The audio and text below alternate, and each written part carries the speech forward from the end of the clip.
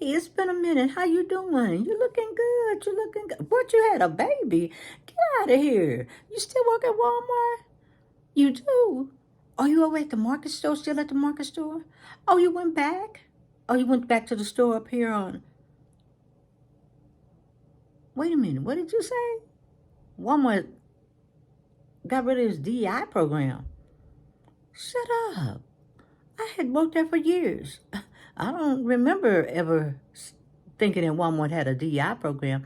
Wait a minute, I'm working on a case for somebody else, and I did take some notes, so let me read this. I'm gonna, I'm glad that, I caught you, and I'm glad that I keep my notes in my purse, because I was on my way to one of my friend's house, and she told me we was gonna have lunch, and we was gonna go over a few things. So hold on, let me reach down. Okay, I got it. Now, what I recall, let me see, Walmart claimed their DI program had evolved over the years, beginning in the early 2000s. I was there then. And in 2018, Walmart said they were committed to enhancing its DI efforts.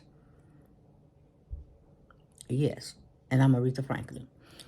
Okay, so they launched various programs and initiatives to promote a more inclusive workplace. Now, that moment of silence means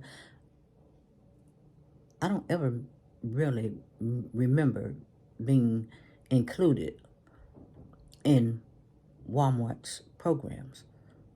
No, the only thing I was included in was when they were calling and needed help and getting nasty with people and not asking you to come to work, but stating you had to come to work, and stating that if you didn't come on your days that you had told them that you were not available, that they kind of, try to bully you and threaten you and say, well, you may not have that many hours on your, next work schedule. Hey, it wasn't no problem for me, because that gave me leeway to go look for another job. When I came there, I was looking for a job, so I guess I have to go look for another one. So, let me see here. Okay, now what I got here, it says Walmart claimed to expand its DI program strategies in 2020, which they claimed to increase social justice and equity issues.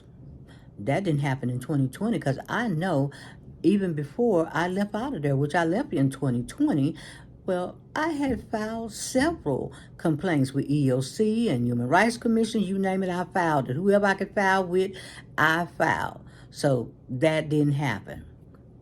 And of course, that was all bullshit.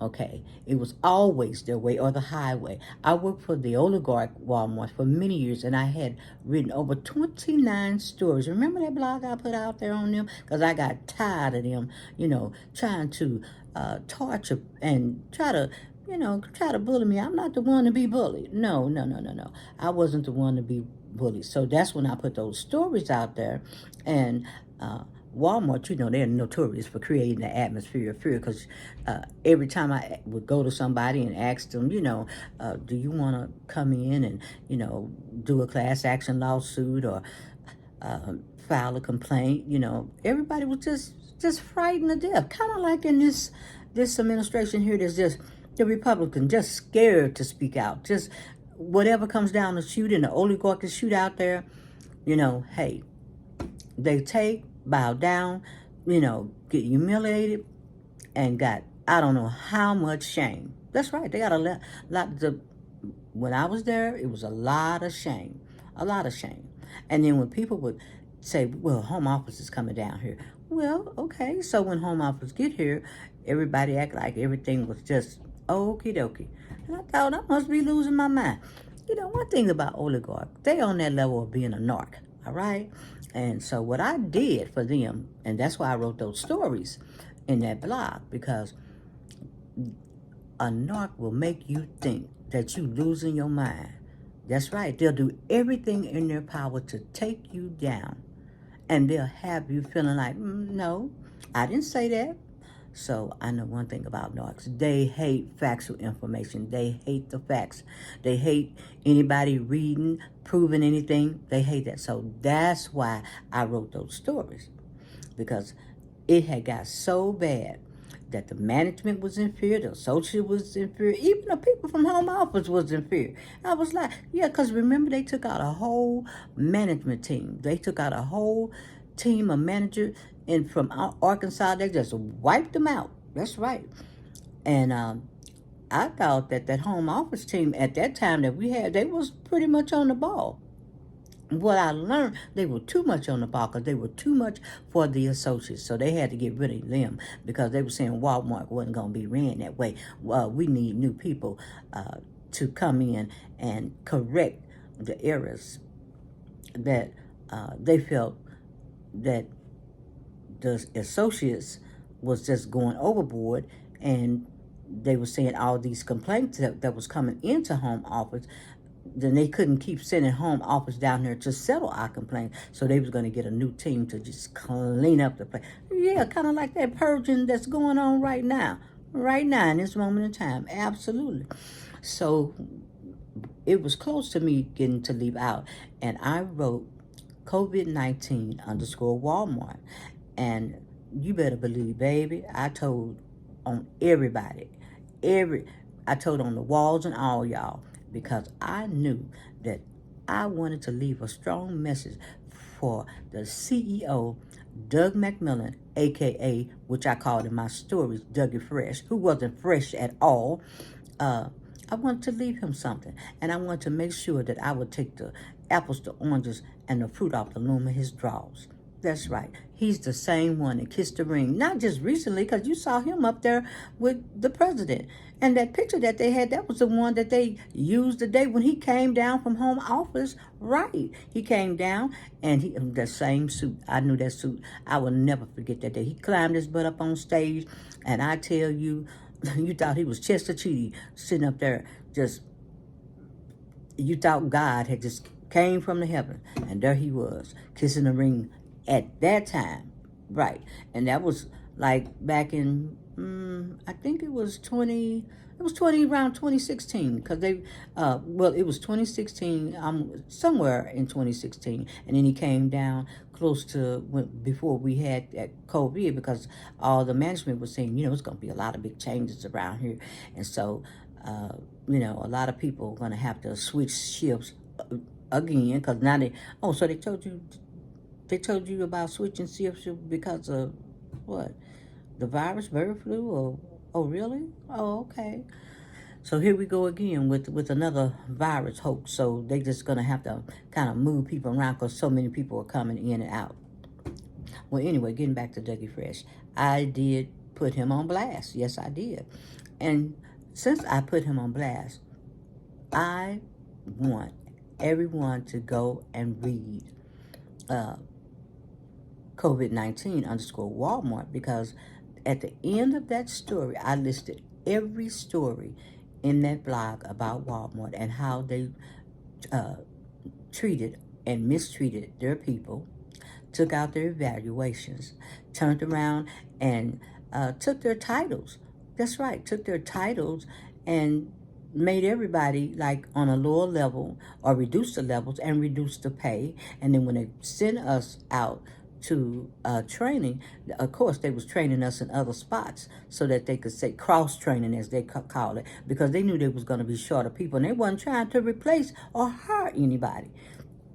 You know the deal, that was the drill, and that's what Walmart did. And so if they took out the DEI program, what, they must have got a piece of paper and scratched it off the list, because we at Walmart, that was never a DEI program. And what really pissed me off is when that Walmart B2 case came up, and who was at the scene of the crime of that? Once again, Clarence Thomas, who never recruits himself, was sitting up there in the pockets of Walmart, probably getting another big car or a yacht or something. Hey, the deal was this. Whatever happened, it ended up that suit was scratched, and they had all that information and documentation, and of course they put their opinion in once again, and they needed the facts, and it was a lot of information, but then they came out with some old lousy scheme talking about, well, Walmart It's one of the biggest corporations, and it hires a lot of people. And you say that to say what? Because, I mean, their turnover was great. And people was coming and going left and right. So, once again, I'm really glad that you got your promotion, and I'm sorry that you probably have to change shift. But you know what? You need to just get in there and fight. Get in there and stand for what you believe in. And and right now, if it don't work out, hey, Costco's is hiring, Aldi's is hiring. I'll send you information on all the people that is hiring, because if you want to spend time with your baby, and one thing people regret when they're working on any job, I don't care, government, you name it, whatever job, they miss the years that they spent away from their home, away from their kids. So think about it. If it comes down to, you want to go ahead and fight a fight, well, you can't really fight a fight now, because they've taken a lot of the agencies. They've purged a lot of the agencies. So if you don't want to go down that lane, then what you need to do is go ahead and just say, you know what, I'm out. And I'm going to tell you something. Don't tell them that you're out. Don't give them no notice, because the trick to that is, if you give them a notice, you know what's going to happen? You're not going to make that 2 weeks. And if you do make that 2 weeks, they're going to work you like a dog. They're going to put you in the bathroom as a janitor. They're going to put you out there on those trucks. They're going to put you back there on the docks and loading. They're going to, every place that if you ever told anybody in there that you like, that's where you're going to end up 2 weeks prior to leaving Walmart. Absolutely. Now you think about it. Just like I said, you got a lot of skills. You worked hard, and you've been very loyal. Well, loyalty in this day and age mean a lot to the president, but loyalty in this moment in time for the oligarchs over in this place at Walmart, it don't mean nothing. Because, like I said, they scratched the whole home office team. They took them out because they were there for the people. And they didn't like that, so they got rid of them. So, you know what? I'm not going to hold you up, because I got to get over here and work on this young lady's case. I see Walmart hasn't changed their stripes, and they never will. And one thing, remember, when you walk away, look back, look up at that big sign and say Walmart. Look at that word always. That's right, always, because as long as you work in Walmart, and I told you, I don't think they had a DEI program, never here in Walmart. And with Dougie Fresh, and he's still at the hem, and he's still over there getting on the stage and kissing the rim. No, look back at that, look at the sign at the top, and look at always. And remember, as long as you work here, you will always be a slave in Walmart. So on that note, you kiss that baby for me, and tell your girl Cheryl I said hello, and much love to you. And I'm just around the corner. Give me a holler if you need anything. All right, I'll see you.